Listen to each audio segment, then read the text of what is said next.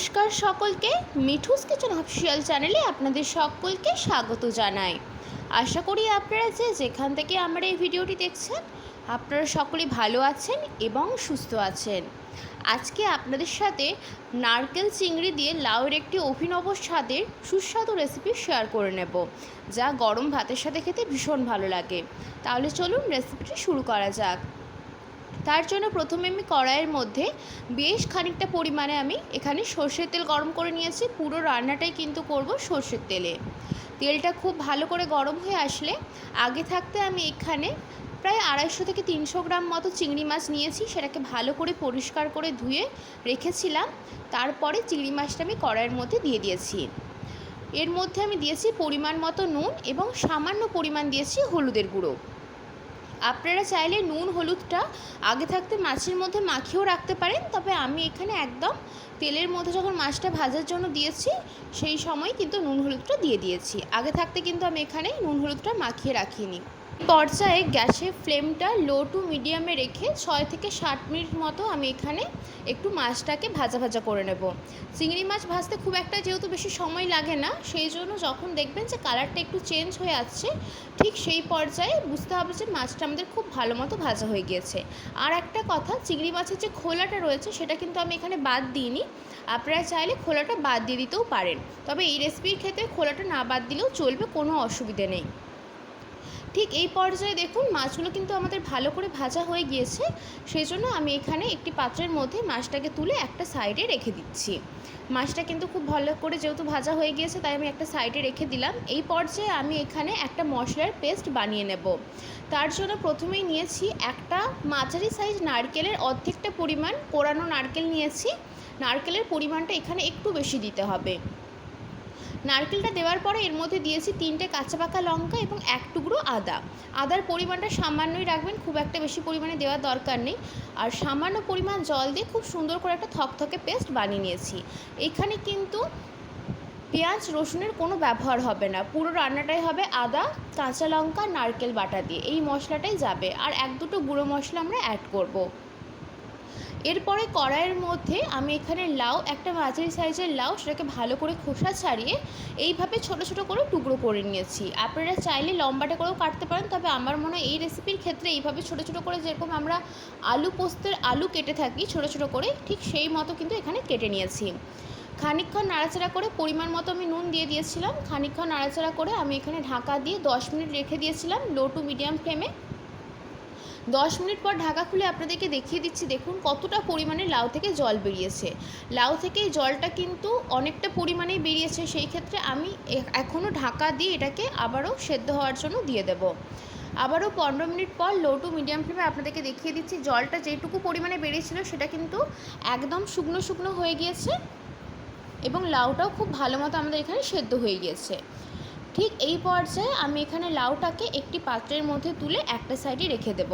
যেহেতু প্রথমেই বলেছি পুরো রান্নাটা আমরা এখানে সর্ষের তেলে ব্যবহার করব, সেই জন্য কড়াইয়ের মধ্যে আমি এখানে বেশ খানিকটা পরিমাণ সর্ষের তেল গরম করে নিয়েছি। তেলটা খুব ভালো করে গরম হয়ে আসলে এর মধ্যে দিয়েছি ছোটো চামচের 1 চামচ কালো জিরে, 2টো শুকনো লঙ্কা এবং একটা তেজপাতা। এরপরে খানিকক্ষণ ধরে আমরা এখানে ফোড়নটাকে একটু ভাজা ভাজা করে নেব, কারণ কালো জিরে আর শুকনো লঙ্কার একটা ভীষণ মিষ্টি গন্ধ রয়েছে। যতক্ষণ অবধি সেই গন্ধটা বেরিয়ে আসছে ততক্ষণ অবধি কিন্তু ফোড়নটাকে একটু নাড়াচাড়া করে ভাজা ভাজা করে নিয়েছি। যখন ফোড়নটা আমাদের খুব ভালো মতো ভাজা হয়ে যাবে, একটা ছোট সাইজের টমেটো আমি এখানে ছোটো ছোটো করে টুকরো করে কেটে নিয়েছি। এটা কিন্তু খুবই সহজ একটি রেসিপি। লাউ চিংড়ি তো আমরা বাড়িতে প্রায়শই সবাই বানাতে জানি, বানিয়েও থাকি। এইভাবে একবার রেসিপিটি ট্রাই করে দেখতে পারেন। লাউ দিয়ে চিংড়ি মাছ ভীষণ ভালো লাগে খেতে গরম ভাতে। টমেটোটা দেওয়ার পরে খানিকক্ষণ এখানে আমি নাড়াচাড়া করে নিয়েছি এবং টমেটোটা যাতে তাড়াতাড়ি সেদ্ধ হয়ে যায়, মানে গলে যায় তাড়াতাড়ি, সেই জন্য এখানে আমি দিয়েছি পরিমাণ মতো নুন। নুন দেওয়ার পরে এখানে আমি দিয়ে দিয়েছি সামান্য পরিমাণ ধনের গুঁড়ো এবং এই পর্যায়ে দিয়েছি একদম অল্প পরিমাণে হলুদের গুঁড়ো। আর একটা কথা, নুনটা একটু বুঝে শুনে ব্যবহার করবেন। মাছ ভাজার সময় কিন্তু আমরা নুন দিয়েছিলাম এবং লাউটা যখন সেদ্ধ করেছিলাম ঠিক সেই পর্যায়েও কিন্তু আমি নুনের ব্যবহার করেছি। সেই ক্ষেত্রে নুনটা একটু বুঝে দিতে হবে এখানে। এরপরে টমেটোর সাথে সমস্ত গুঁড়ো মশলা যা যা দিলাম, ধনের গুঁড়োটা আর হলুদের গুঁড়ো এবং নুনটা খুব ভালো করে কষিয়ে নেব। যতক্ষণ না অবধি টমেটোটা একদম নরম হয়ে গলে যাচ্ছে ঠিক ততক্ষণ অবধি ভালো করে কষিয়ে নিতে হবে। মশলা আমাদের ভালো করে কষানো হয়ে গিয়েছে। ঠিক এই পর্যায়ে গ্যাসের ফ্লেম একদম লোতে করে আদা, কাঁচা লঙ্কা, নারকেলের যে পেস্টটা আমরা তৈরি করে রেখেছিলাম সেই পেস্টটা কিন্তু এর মধ্যে দিয়ে দেবো। গ্যাসের ফ্লেম লোতে রাখতে একটা কারণেই বলছি, যেহেতু নারকেলের পেস্ট রয়েছে, মিডিয়াম টু হাই ফ্লেমে থাকলে কড়াইয়ের গায়ে লেগে যাওয়ার চান্স থাকতে পারে, সেই ক্ষেত্রে কিন্তু পুড়ে যেতে পারে মশলাটা, তাতে কিন্তু টেস্ট ভালো আসবে না।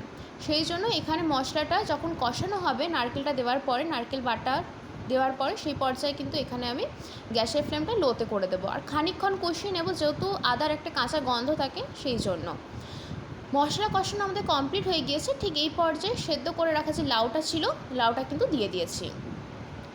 লাউটা দেওয়ার পরে খানিকক্ষণ এখানে নাড়াচাড়া করব। প্রথমেই কিন্তু জল দিয়ে দেবেন না, মশলার সাথে যত ভালো করে কষানো হবে তত কিন্তু টেস্টটা ভালো আসে। সেই জন্য একদম এখন জলের ব্যবহার করবেন না, জলটা পরে দেব। তার জন্য প্রথমে মশলার সাথে লাউটাকে খুব ভালো করে কষিয়ে নিয়েছি, মানে মিনিট 5 হাতে সময় নিয়ে একটু ভালো করে কষিয়ে নিয়েছি শুকনো শুকনো করে। যখন দেখবেন যে লাউটা খুব ভালো মতো এখানে আমাদের কষানো হয়ে গিয়েছে এবং কালারটা একটু চেঞ্জ হয়ে গিয়েছে, ঠিক সেই পর্যায়ে আমি এর মধ্যে দিয়ে দেবো আগে থাকতে নুন হলুদ দিয়ে ভেজে রাখা চিংড়ি মাছগুলো।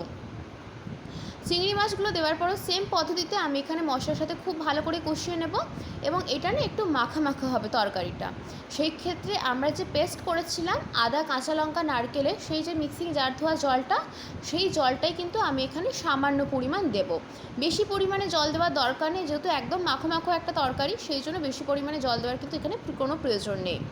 জলটা দেওয়ার পরে খুব ভালো করে একটু মিশিয়ে নেব। এখানে কিন্তু কোনো কিছু সেদ্ধ হওয়ার কোনো ব্যাপার নেই, লাউ সেদ্ধ হয়ে রয়েছে, মশলাও খুব ভালো করে কষানো রয়েছে, তার জন্য বেশিক্ষণ কিন্তু নাড়াচাড়া করার প্রয়োজন নেই। মিনিট 5 একটু নাড়াচাড়া করে যখন একটু ফুটে আসবে, ঠিক সেই পর্যায়ে দিয়েছি অল্প পরিমাণে গরম মশলা গুঁড়ো এবং এর মধ্যে দেব বড় চামচের 1 চামচ গাওয়া ঘি। এতে করে টেস্টটা ভীষণ ভালো আসে, অতি অবশ্যই করে গাওয়া ঘিটা দেওয়ার চেষ্টা করবেন। এবং নামানোর আগে লাস্টে খানিকটা পরিমাণ কোরানো নারকেল এর মধ্যে দিয়ে দিয়েছি। তারপর সমস্ত কিছু খুব ভালো করে মিশিয়ে নেব, ভীষণ সুন্দর একটা ফ্লেভার আসে। যারা লাউ চিংড়ি খেতে পছন্দ করেন তাদের এই রেসিপিটা ডেফিনেটলি ভালো লাগবে, আর যারা লাউ খেতে খুব একটা পছন্দ করেন না তারাও একবার বানিয়ে দেখতে পারেন। আশা করব আপনাদের রেসিপিটি ভীষণ ভালো লাগবে। আজকের রেসিপি যদি আপনাদের ভালো লেগে থাকে তাহলে অবশ্যই করে আমার চ্যানেলটিকে সাবস্ক্রাইব করে দেবেন, লাইক শেয়ার কমেন্ট করতে ভুলবেন না। আর যদি এরকম নিত্য নতুন রেসিপি পেতে চান তাহলে অবশ্যই করে আমার চ্যানেলটিকে সাবস্ক্রাইব করে দিয়ে আমার চ্যানেলের পাশে থাকার অনুরোধ রইল। খুব ভালো করে কিন্তু মিনিট 5 হাতে সময় নিয়ে গাওয়া ঘি, গরম মশলা গুঁড়ো এবং নারকেলটাকে খুব ভালো করে মিশিয়ে নিয়েছি এবং ঠিক এই পর্যায়ে আমি এখানে একটি পাত্রের মধ্যে সার্ভ করে দিচ্ছি। দেখতে যত না লোভনীয় হয়েছে, খেতে কিন্তু ভীষণ লোভনীয় হয়েছিল, গরম ভাতের সাথে খেতে ভীষণ ভালো লাগে। আশা করছি এইভাবে হয়তো আপনারা কেউ লাউ চিংড়ির রেসিপি ট্রাই করে থাকেননি এর আগে। একদম পেঁয়াজ রসুন ছাড়া ভীষণ টেস্টি হয় খেতে, গরম ভাতের সাথে খুবই ভালো লাগে। বাড়িতে অবশ্যই করে একবার ট্রাই করে দেখার অনুরোধ রইল। এবং যে সকল বাচ্চারা লাউ খেতে পছন্দ করেন না তাদেরকে যদি চিংড়ি মাছ দিয়ে এইভাবে তৈরি করে দেওয়া যায় তারাও কিন্তু চেটেপুটে খাবে, এতটাই সুন্দর হয় খেতে। রেসিপি কেমন লাগলো কমেন্ট করে জানাতে পারেন, আর এই রেসিপিটি বাড়িতে আগে কখনো ট্রাই করেছেন কিনা সেটিও কিন্তু কমেন্ট করে জানাতে পারেন। আশা করছি আজকের রেসিপি আপনাদের ভীষণ ভালো লেগেছে।